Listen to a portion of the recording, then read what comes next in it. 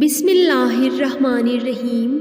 حضرت علی رضی اللہ تعالیٰ عنہ نے فرمایا، دو قسم کے لوگ بہت ہی جلد مر جاتے ہیں۔ وہ دو لوگ کون سے ہیں؟ ملاحظہ فرمائیے، ویڈیو کو مکمل دیکھیں۔ حضرت علی رضی اللہ تعالیٰ عنہ کی مجلس میں ایک شخص کھڑا ہوا اور کہنے لگا، حضرت میرا ایک سوال ہے۔ حضرت علی رضی اللہ تعالیٰ عنہ نے کہا، بتاؤ کون سا سوال ہے؟ کہا، مجھے بتایا جائے وہ کون سے لوگ ہیں جو جلدی مر جاتے ہیں اور کون سے لوگ ہیں جو دیر سے مرتے ہیں۔ اور اتنے میں دوسرا شخص کھڑا ہوا اور کہنے لگا، حضرت میرا بھی ایک سوال ہے۔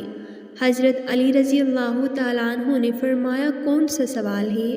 تو وہ شخص کہنے لگا، اے علی رضی اللہ تعالیٰ عنہ، میری بیوی ہے جو مجھ سے پیار نہیں کرتی بلکہ نفرت کرنے لگ گئی ہے۔ مجھے نصیحت ارشاد فرمائیے، مجھے کوئی ایسا عمل بتائیے، کچھ ایسی جو میں اپناؤں اور بیوی کی نظروں میں قابل عزت اور قابل احترام بن جاؤں۔ حضرت علی رضی اللہ تعالیٰ عنہ نے ارشاد فرمایا، اس سے پہلے والے شخص کو مخاطب کر کے جس شخص نے کہا تھا کہ حضرت وہ کون سے لوگ ہیں جو جلدی مر جاتے ہیں اور وہ کون سے لوگ ہیں جو دیر سے مرتے ہیں، تو حضرت علی رضی اللہ تعالیٰ عنہ نے ارشاد فرمایا، دو قسم کے لوگ جلد ہی مر جاتے ہیں۔ پہلا وہ لوگ جو غصہ کرتے ہیں۔ حضرت علی رضی اللہ تعالیٰ عنہ نے ارشاد فرمایا، جو لوگ غصہ کرتے ہیں، غصہ کرنے والے لوگ دیگر لوگوں کے نسبت سے جلدی مر جاتے ہیں۔ غصہ کرنے والے لوگ، جو کہ ہمارے معاشرے میں یہ بیماری بہت زیادہ پھیلی ہوئی ہے، ہر بندہ غصے میں بڑھتا ہوا نظر آتا ہے۔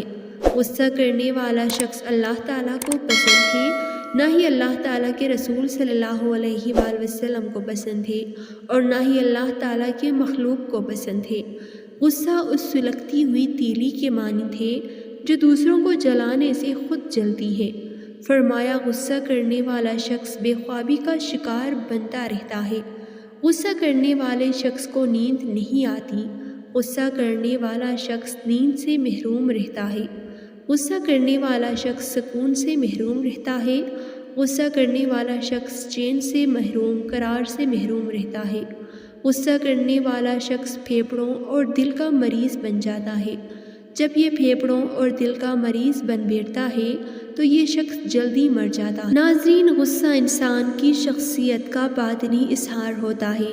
جب انسان کے مزاج کے خلاف کوئی بات ہو جائے تو اس سے ناپسندیدہ عمل کے رد عمل میں کیے جانے والے اظہار کو غصہ کہتے ہیں۔ غصہ انسانی فطرت کا لازمی جز ہے، لیکن اگر یہ ایک خاص حد سے تجاوز کر کے انسان کو اندرونی اور بیرونی طور پر مصائب میں مبتلا کر دے تو کسی مسند ماہر نفسیات کے مشورے سے اس کا تدارک ضروری ہے، ورنہ یہ ڈپریشن جیسے امراض کا موجب بن جاتا ہے۔ علامات: غصہ کرنے والے شخص کو ہائی بلڈ پریشر، چہرے کے سرخ ہو جانا، دل کی دھڑکن کا تیز ہونا، تیز تیز سانس لینا وغیرہ۔ ایک شخص نبی کریم صلی اللہ علیہ وآلہ وسلم سے سوال کرتا ہے، یا رسول اللہ صلی اللہ علیہ وآلہ وسلم، وہ کون سا عمل ہے جو مجھے اللہ کی غضب سے محفوظ رکھے گا؟ تو آپ صلی اللہ علیہ وآلہ وسلم نے فرمایا، تم غصہ نہ کیا کرو، اللہ تعالیٰ بھی تم پر غصہ نہ ہوگا۔ دوسرا شخص، وہ جو ہر وقت، ہر گھڑی، ہر لمحے اپنی نظر ادھر ادھر پھراتا رہتا ہے، وہ شخص بھی جلد ہی مر جاتا ہے۔ جو شخص دنیاوی لذتوں کے پیچھے بھاگتا رہتا ہے، جو بندہ دنیاوی خواہشات کے پیچھے بھاگتا ہے، موت اس کے پیچھے بھاگتی ہے۔ جو بندہ دنیاوی لذتوں کا پیچھا کرتا ہے اور موت اس کا پیچھا کرتی ہے، دوڑتے دوڑتے یہ شخص جیسے ہی دنیاوی لذتوں کے قریب جاتا ہے، نفسانی خواہشات کے قریب جاتا ہے، جیسے ہی لذتوں کو چھونے کی کوشش کرتا ہے، لذتوں کو حاصل کرنے کی کوشش کرتا ہے، تو یہی لذت اس بندے کو پکڑ کر موت کے منہ میں لے جاتی ہے۔ لہٰذا اس طرح کے لوگ بھی جلد ہی مر جاتے ہیں۔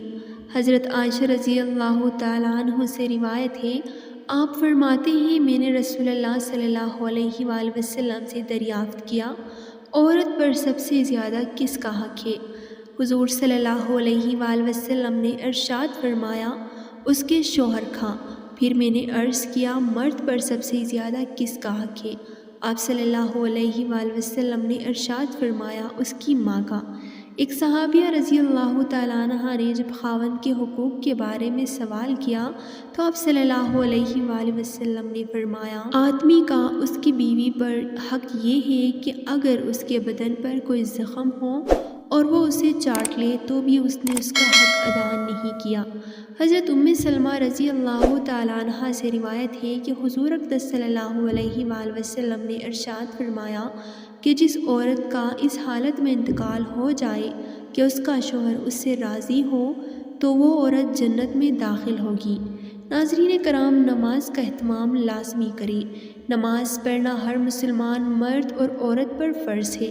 رسول اللہ صلی اللہ علیہ وآلہ وسلم نے فرمایا، مجھے اللہ کی طرف سے حکم دیا گیا کہ لوگوں سے جنگ کروں اس وقت تک کہ وہ اس بات کا اقرار کر لیں کہ اللہ کے سوا کوئی معبود نہیں اور یہ کہ محمد صلی اللہ علیہ وآلہ وسلم اللہ کے سچے رسول ہیں، اور نماز ادا کرنے لگے اور زکوٰۃ دے۔ جس وقت وہ یہ کرنے لگیں گے تو مجھ سے اپنے جان و مال کو محفوظ کر لیں گے سوائے اسلام کے حق کے۔ رہا ان کے دل کا حال تو ان کا حساب اللہ کے ذمہ ہے۔ دعا ہے کہ اللہ تعالی ہم سب کو نیک عمل کرنے کی توفیق عطا فرمائے۔ آمین ثم آمین۔